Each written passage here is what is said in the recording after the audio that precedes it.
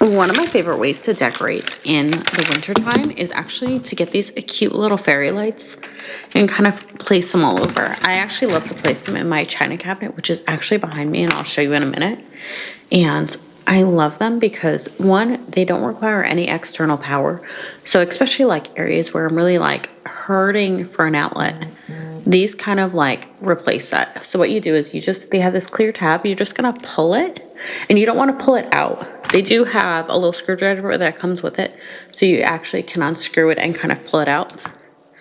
But it's gonna show in the batteries to the directions that you just wanna pull it out, and to turn it off, you could just push it in. So I'm just gonna string this along, and I'm gonna show you exactly how it looks in my china cabinet. So I've actually put some lights in here too, so you can kind of see the effect it's gonna give, that beautiful like lit from within light. So I'm gonna put it here, and then hopefully you can see, but I'm gonna put a few more and we'll see. So I think you can kind of see how romantic of a feeling the lights just give. That for me, I just love how romantic like they'll look in like a tablescape and everything, especially an area like inside a cabinet like this. I have a few others that I put them in.